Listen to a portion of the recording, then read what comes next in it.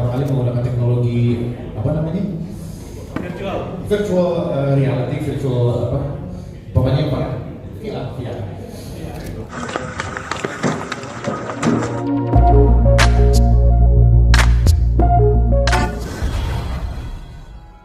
Kali saya bisa hadir di kompilasi 35th Tribute to Club Project ini.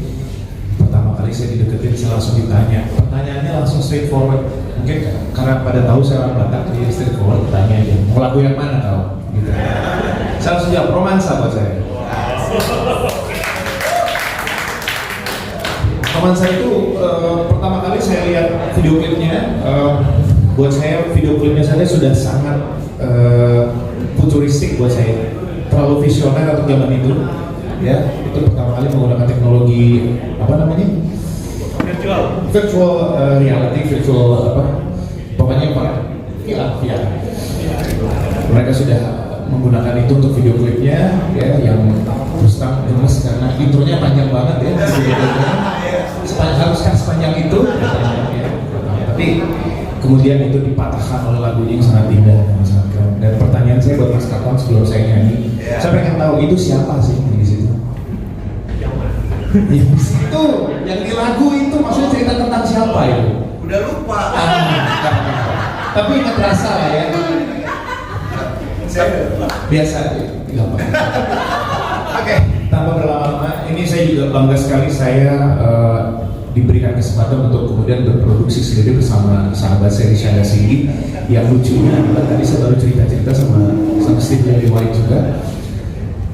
Rishanda ini adalah produser yang sudah beberapa tahun terakhir bekerja bersama saya. Kemarin dia juga menjadi produser utama dari konser Raisa di GBK, ya, dan dia juga sempat mengenyam semacam short course sekitar 2 minggu di studionya Peter Gabriel di Inggris.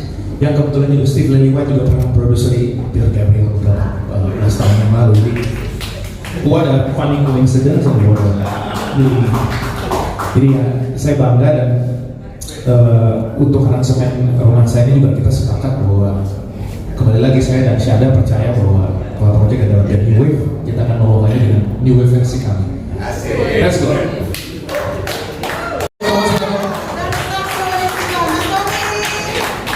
Terima kasih banyak. Ya, ini langsung bertanya. Mas Tommy, alatnya itu yang kecil itu benar ya atau saxophone? Betul. Wih, luar biasa. Jarang orang. Tadi dia bangga sekali ketika Mbak Dali nyebutin karena tidak semua orang. Iya, ada alto, ada alto, tenor. Oke, kalau sopran tuh yang panjang gitu ya? Betul, Mas. Yang kayak suling ya. Oke, terima kasih Mas Tommy. Oke. Itu ada yang nanya boleh ya Mas El? Boleh, silakan. Ada Thomas mau nanya penasaran. Kalau saya tadi melihat Mas El nyanyi itu ada 2 kemungkinan ini ya. Mau nanti bisa dijawab oleh Mas Katon atau Mas El. Mikrofonnya sini, boleh sini aja. Biar kamu invent. Memang Club Project dinyanyikan oleh penyanyi yang suaranya khas banget, tapi demikian visioner. Karena mau dibawain siapa aja tetap enak, seperti lagu The Beatles ya. Bisa nanya kamu. Dan kebetulan memang Mbak Telni referensi saya itu mungkin ketika Club Project pertama kali keluar tahun 88-89 itu memang saya pada saat itu lagi di Bandung lagi suka dengerin musik New Wave dari kakak-kakak saya, dengerin Tears for Fears. Betul. Iya. Dia band metal. Drummernya bukan. Iya, dia drummer juga ini. Dengerin Tears for Fears, dengerin AHA, dengerin Duren-Duren. Makanya saya juga di lagu romansa yang original tuh saya sempat mendengar ini kok seperti ada kena AHA di lagu Something High and Low gitu. Karena saya suka sekali album itu. Jadi memang membanggakan lah ketika bisa membawakan lagunya kakak-kakak saya ini. Kakak. Iya lah. Mas. Thomas apa? Thomas apa sih Thomas? Yes. Selamat sore Mas Manfred. Selamat sore Mas Katon, Mas Lilo sama Mas Adi. Ini hal yang menarik ya, karena bisa dibilang album itu salah satu bentuk karya yang tercatat ya Mas ya. Dalam arti belum lama ada preskon Mbak Dewi Yu dengan Mbak Ita Purnamasari bahwa hal seperti ini adalah salah satu cara untuk lebih mengenalkan karya-karya lagi ke anak muda gitu. Ini jadi satu hal yang menarik sih. Pertanyaan saya buat Mas Kato, Lilo sama Mas Adi. Siapa sih? Nanti masalah yang kedua. Pertanyaan kedua buat Mas. Ya, yang pertama buat Mas ketiga ini, bagaimana sih memaknai dalam arti dengan album ini dan 35 tahun sebagai bentuk apa ya, mengembangkan juga ekosistem industri musik juga, banyak yang menyanyikan, banyak sekali yang kenal. Itu yang pertama. Yang kedua terkait dengan Mas Marcel. Mas Marcel, ini kan salah satu bentuk juga mengcover lagu-lagu. Nah, gimana caranya untuk menginterpretasikan, maksudnya dalam arti suara Mas Katon kan cukup khas ya, cukup susah diikutin.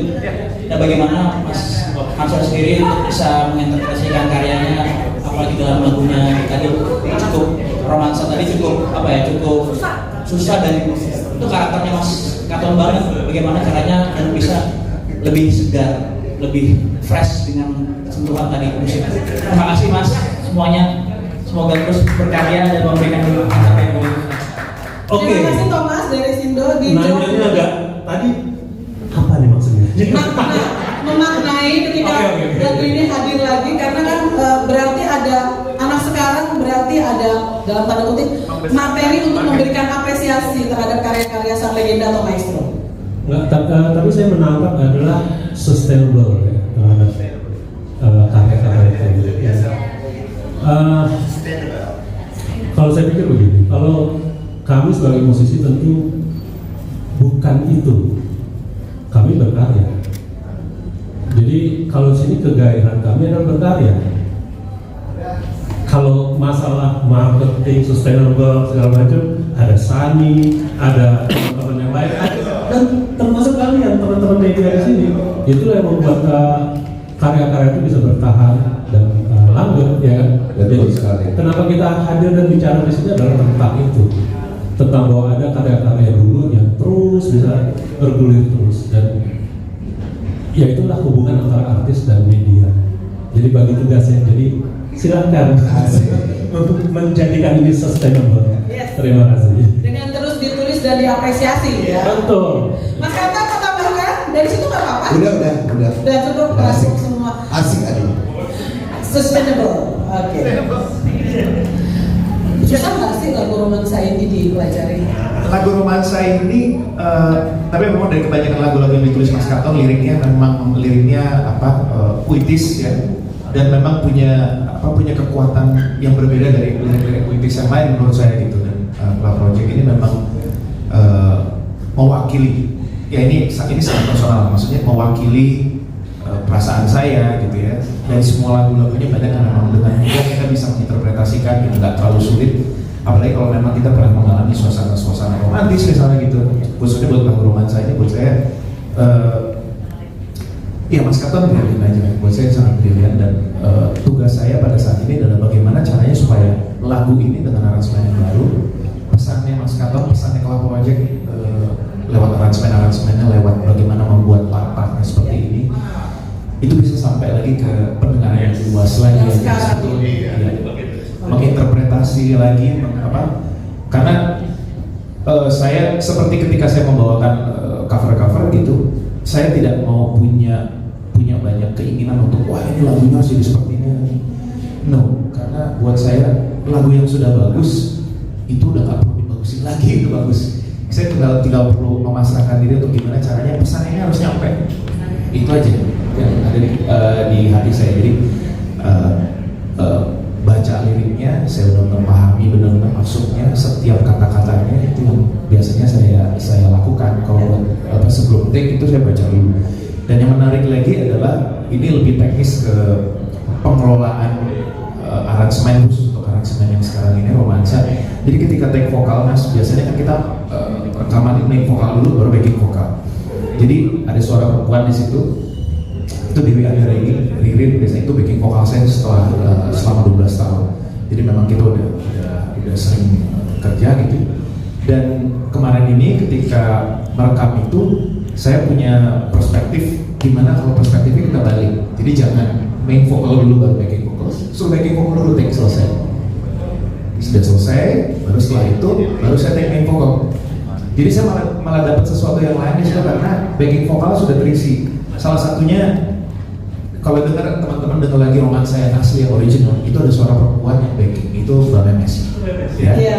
Itu menurut saya itu adalah suara backing vokal, maksudnya yang menurut saya sangat justru punya kunci yang dia memegang peranan kunci yang sangat besar di lagu itu. Makanya saya memutuskan untuk backing vokal ini dengan line vokal ini harus masuk lagi di original. Di yang baru saya edisi ini gitu ya. Dan pada saat itu saya minta tolong Ririn untuk isi. Dan setelah itu baru saya memikirkan gimana caranya nyimak vokalnya untuk mendapatkan yang baru dengan adlibs dan segala macam gitu. Jadi memang brilian lah lagu ini.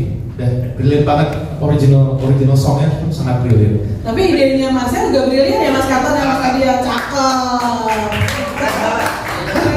Treatmentnya kayak gitu keren. Treatment musiknya Marcel tuh beda banget sama kita saat itu, tapi tetap terasa new wave-nya, new wave yang modern ya dia. Yes. Benar ya? Ya karena ketika pada saat itu seperti tadi sudah sebutkan kan Mas Katon, Mas Lilo, Mas Adi kita dengerin ini kurang lebih sama. Yeah. Kita dengerin Eurasia, kita dengerin dengerin sama. Depeche Mode ya. Kalau anak-anak sekarang mungkin dengerinnya kalau musik-musik sama begini ya The Weeknd. Iya. Sama begitu, sama begitu. Jadi ya Enggak, tapi gini Zal, maksudnya lu dengan styler tapi jiwa lagunya tuh nggak hilang. wah nggak boleh itu. Keren. Gue senang, maksudnya jiwa musiknya pun juga nggak hilang. Iya. Keren. Apresiasi dari Mas Adi, jiwa musiknya nggak hilang setelah keluar dari tenggorokan Marcel ya, luar biasa. Dan saya mau kasih underline lagi, ternyata bukan hanya yang romantis itu Mas Katon, tapi Marcel juga romantis. Masa? You do?